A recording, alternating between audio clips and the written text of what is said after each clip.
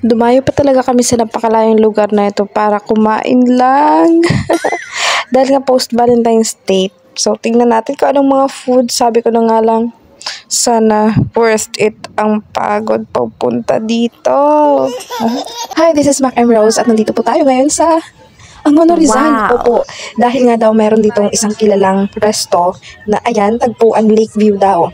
So, marami kasi kami napanood, lalo na si Mac, mahilig kasi manood ng mga vlogs na mga kainan. Lalo na kainan, syempre, kaya tayo lumulusog dahil sa pagkain. Kaya, bukod pa sa pagkain daw, maganda din kasi daw ang view dito. So, pumunta kami talaga, sinadya namin na hapon pumunta dito kasi nga, ang operation hours din yata nila ay hapon gawa ng, basta, makikita nyo na lang later. So, ayun nga, hindi na halos namin naabutan ang sunset. So, sa separate video ko na lang siya i-upload. Pero ito, nung pagdating namin around 5 to 6 p.m., so, nakalubog na rin ang araw. So, ayun ang kasama namin. Double date nga daw po ito. So, nag-aantay sa amin. So, dito na kami dumiretso sa resto ng Skyview Cafe Snacks. So, affordable naman talaga ang kanilang mga foods. Ayan. So, abot kaya naman siya. Bukod pa dyan ay refreshing ng lugar talaga. No need na ang aircon dito kasi malamig na din siya. No need na din ang electric fan kasi nga hangin na siya kaya tipid. At eto, kapag paggabi na siya, eto na ang kanyang view. Marami na talagang pailaw. So, ang mga ilaw talaga ang nagsisilbing dagdag sa attraction sa kanila.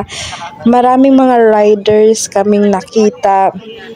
Marami din talagang mga dumadayo kasi ang bawat kainan meron po sila sari-saring pakulo. Merong KTV bars, merong karaoke, merong photo booth at sari-sari pang pakulo. So dito sa na-order namin, sulit na sulit kasi meron ng chicken, meron na siyang Shanghai, may shrimp, calamares, sisig, barbecue, may kanin na rin, may juice na rin. Sulit na sulit sa 4 na kakain. Yun nga lang, ang mga plato namin nagsisiliparan gawa ng paper plates lang at yung baso ay plastic kaya ayun, todo pigil kami, kailangan may laman. So, after namin kumain, bumaba na rin kami. Yun nga na hindi mo gusto yung mag-akyat baba dito kasi nga ang kanilang hagdan tarik na tarik. Si makakala mo iiwan ako. Yan, pa-sweet pa daw, charot. So, ayun, ang dalawa na namin kasama ay uuwi na din at kaming dalawa naman ay mag-iikot pa daw. Mag-check kung ano pang maganda dito sa lugar na to, bakit dinadayo siya. So, curious lang. Bukod nga naman sa view ng lake at view ng langit, ayan, meron talaga silang sari-sari mga pailaw. Tingnan nyo naman. Dun sa may pataas, meron pa po mga kainan. At dito lang kami sa may bungad kasi pagdating namin ang mga kasama namin ay nag-aantay na dun sa may Skyview kaya hindi na kami pumunta sa may unahan. Talagang dinadayo dito, tingnan nyo naman, ang dami-daming nakapark. Bukod kasi sa mga pamilyang pumupunta, meron din mga couples, merong magbabarkada, tulad ng mga riders din, may nagso-solo trip din naman. Dito sa baba ng tagpuan, meron din naman palang mga food stall katulad nito, ihaw-ihaw, like hot dogs, mga isaw, ganun, basta mga ihaw-ihaw, barbecue. Tapos, dun sa may unahan pa, may mga kainan pa. So, ang tagpuan, merong itong mataas sa may kanan at itong sa may kaliwa, another pa yata nila yan siya. Dahil yan yung maraming nagpapapicture dyan sa kanilang view ng I love tagpuan. Tingnan nyo naman. Halos hindi ka makasingit. Lalo na nung Valentine's Day daw, ang dami-daming tao. Kaya nga nung nag-order kami, gusto sana namin ang bulalo kasi nga malamig doon. Ang ending, hindi nakapag-order kasi nga wala na daw, sold out at nagluluto pa. Baka kinakatay pa ang baka. Charot. Ito ang kanilang tagpuan view na marami talagang nagpapapicture kasi nga, syempre, souvenir ng mga nakakapunta dito. I love tagpuan. Nakakatawa nga naman itong bata na to. Abay, dito pa talaga siya tinuro ang maglakad. Kung saan patarek. Charot lang.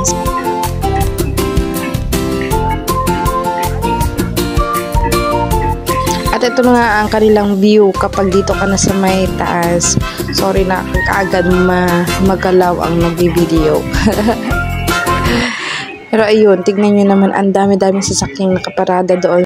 Free parking lang din naman kasi dito at magbibigay ka lang ng donasyon para din siguro sa improvement ng lugar. Mapapasayaw ka na din talaga sa mga kaliwat kanang tugtog. Yun nga lang, sari-sari ang tugtog ang trip nila. May iba na rock and roll ang kanilang biret. May iba naman, abay, solemn lang. Yung pang date night lang na tugtog. May iba naman na karaoke kasi ang binabanatan. Pang broken hearted ang ibang tugtog. So, ikaw na lang din talaga ang bahala kung ano ang trip mo. At kaming dalawa naman, bye, feel na feel ang walking under na bon. Marami pa nga talagang mga kainan dito sa taas. At ayun nga, may mga photo booth. Bukod dyan, meron siyang bar sa baba. At eto pa, meron mga food stall na may mga palamig. Bukod sa mga barbecue, meron din nagluluto ng binatog, yung nilagang mais na may nyog. Wow, as in, masarap yan with cheese pa. At na-excite din talaga kami ni Mac nung makita namin ito. Wow, scallops, merong talaba, meron ding shrimps, crab stick, meron din yung ayan, yung pangsipit ng crab. May squid balls, may chicken balls, kikiam, tokwa, hotdog. Ikaw na lang talaga magsasawa sa mga mata mo kung ano gusto mo dyan, mamili ka. Mura lang din siya, lalo na yung shell. Siyempre, napa-order na din kami yung ayang nakakatakam na iniihaw ni Kuya. With cheese pa kasi siya sa taas. So, tulad siya kako ng bake talaba, bake scallops. So, order kami ng scallops. Sa 100 pesos mo, meron ka ng 7 piraso na scallops. At kung o-order ka naman ng talaba, sa 100 pesos, meron kang 5 hanggang 6, ganyan. So, ayan na nga, naluto na yung inihaw na scallops. At, kahit wala pa dyan si Mac, abay, gustong-gusto ko na talaga siya lantakan. Hindi na ako makapag-antay pa.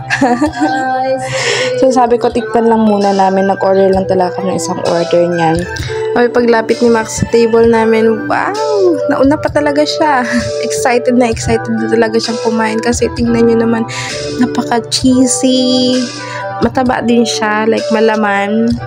At ang lasa, mainit-init pa kasi ang sarap. Nag-aagaw yung cheese at yung pinaka-laman ng shell. Basta ang sarap niya. Sabi ni makahigupin pa daw pati yung sabaw. Wag nakakaw kasi parang cheese or margarine na yata yung nandun. Basta, nakakatakam pa rin. Nung si Bak naman ang kumain, sarap na sarap din siya. So, sa 7 piraso, nag-share na lang din kami. Mag-order pa sana pero gabi na din kasi at medyo malayo-layo pa ang babiyahihin namin at lulutuin pa siya. At yun, kailangan din konti ang kain kasi marami na ng kain. Kanina hindi namin kasi alam na merong shell dito sa may baba. Akala namin ayun na yun.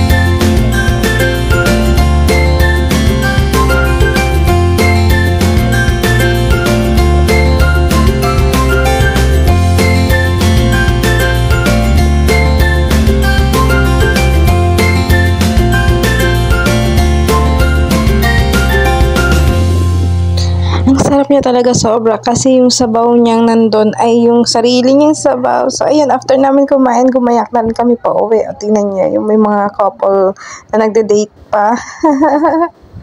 Ayun, tingnan niyo naman, ang dami di bang nakapark kahit anong oras na to, mag-alas 8 na yata ng gabi. Ang dami pa rin pumupunta. Mas madami kasi ang tao kapag gabi kasi nga, yun siguro ang habol nila na view, yung lights. Tapos sa mga hapon naman, yung view na hinahabol nila ay yung sunset. So kami, ito, gumagayak pa uwi. At thank you so much po sa inyong panonood. Follow us for more videos. Bye! Like, share, and follow.